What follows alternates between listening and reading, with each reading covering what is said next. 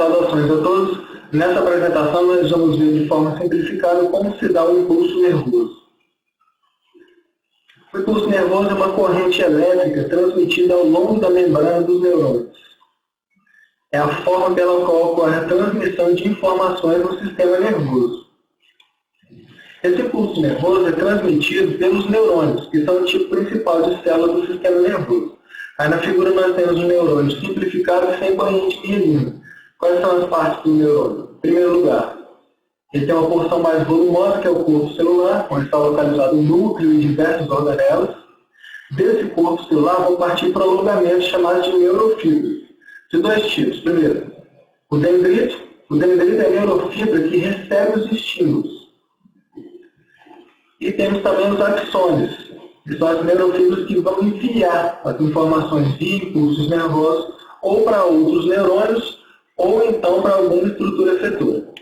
Lá no pontinho do axônio nós temos as ramificações terminais do axônio, que é a porção do axônio que vai estabelecer a comunicação ou entre os neurônios ou então entre o neurônio e a estrutura efetora. No caso do ensino médio, nós estudamos apenas como estruturas efetoras, músculos e glândulas. Pois bem, como é que então esse processo ocorre? Nós vamos ver de forma bem simples no começo e depois vamos complicar um pouquinho. Então vejamos. Inicialmente, as células dendritas do neurônio vão receber um estímulo. Esse estímulo vai gerar então esse impulso nervoso, que eu estou representando como sendo essa explosãozinha vermelha. Esse impulso nervoso vai se propagando ao longo da membrana do neurônio. É uma onda de despolarização da membrana que se desloca ao longo dela. Vamos admitir que sempre vai se dar nesse sentido. Primeiro dendrito, depois corpo celular e depois axônio.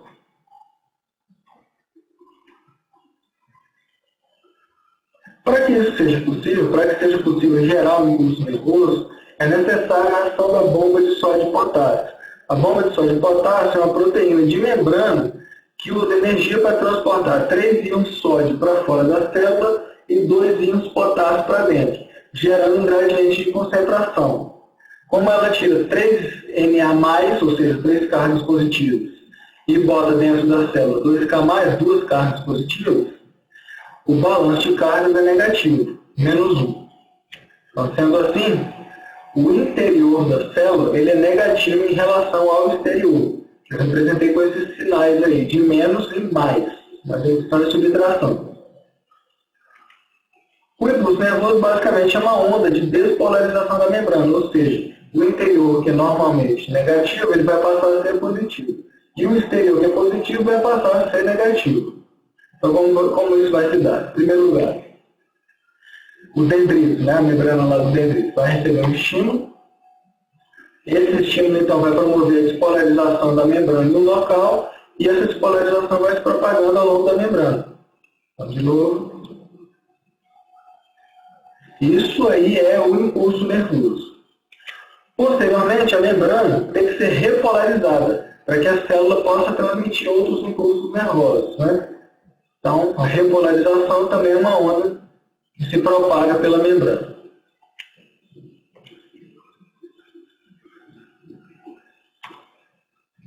Vamos complicar um pouquinho mais agora. Esse mecanismo aí de transmissão de impulsos nervosos ele é dependente de íons sódio e potássio. Eu estou representando lá no topo, na direita.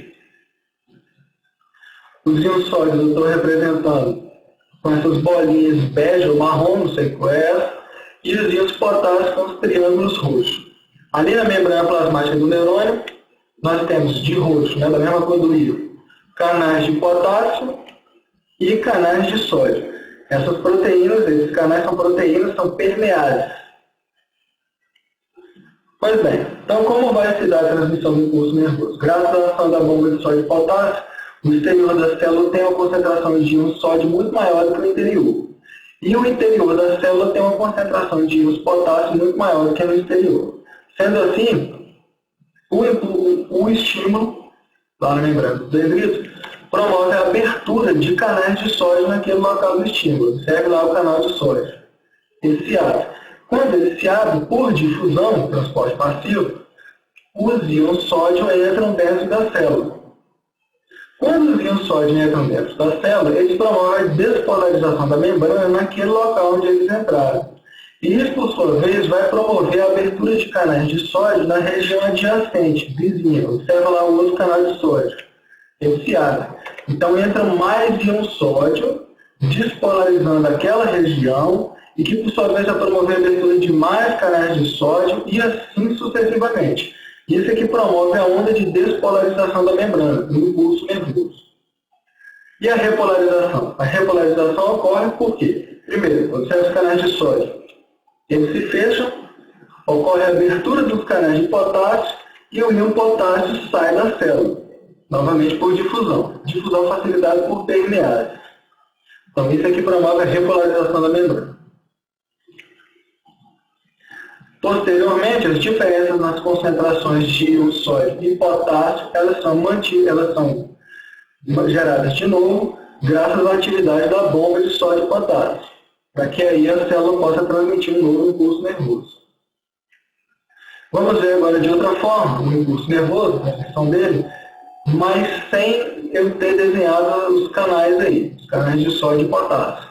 Então, basicamente, de novo, o impulso nervoso é uma onda de despolarização da membrana que ocorre graças à abertura de canais de sódio e a entrada do íon dentro da célula. Então, observe, o sódio entra, despolariza a membrana, e essa onda de despolarização vai se propagando. E cada vez mais canais de sódio vão se abrir. E a repolarização? A repolarização depende do fechamento de canais de sódio e abertura de canais de potássio. Então, o potássio sai e a membrana é repolarizada.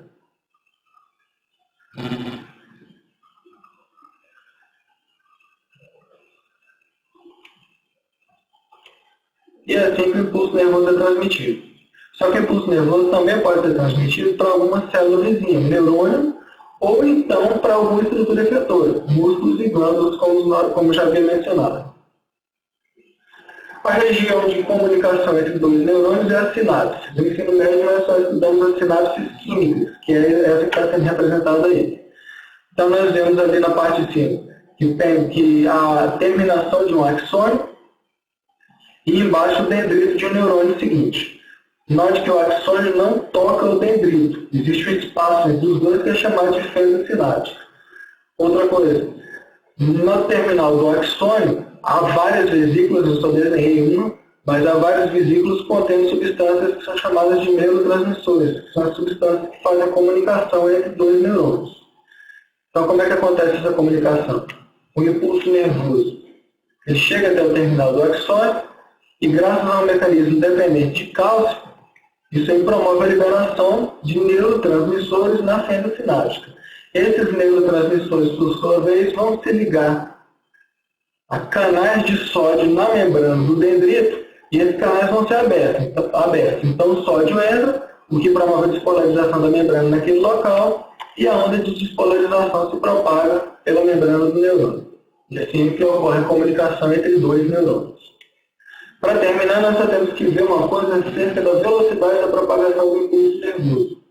Então, nossa figura na parte de cima nós temos um axônio, mas na parte de baixo nós também temos um. A diferença é que na parte de baixo, o axônio tem uma bainha de mielina. Basicamente, essa bainha de mielina é constituída por partes de célula, ou a célula inteira, que se enrolam ao redor do axônio. Forma uma espécie de rocambole ao redor do axônio. Como se fosse um rocambole de membrana plasmática, né, ao redor do axônio. Essa bainha de mielina no sistema nervoso central ela é produzida por células chamadas oligodendrócitos e no sistema nervoso periférico por células de Schwann, ambas células da glia. Nós temos o seguinte, nem todo o axônio é recoberto por bainha de mielina.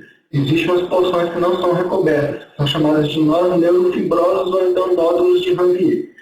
Basicamente, as duas funções principais dessa bainha de mielina são, a mais importante para nós, é promover o aumento da velocidade da propagação do impulso nervoso, mas também a bainha de mielina impede, ou pelo menos dificulta, a transmissão do impulso nervoso para o neurônio que esteja paralelo àquele neurônio que está transmitindo o impulso.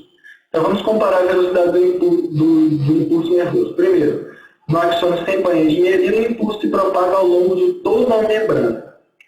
Ao passo que no neurônio mielinizado, ele se dá aos saltos somente nos nós neurofibrosos, que são as porções sem bainha de mielina. Então, por isso ele se dá bem mais rápido. É isso aí e até a próxima.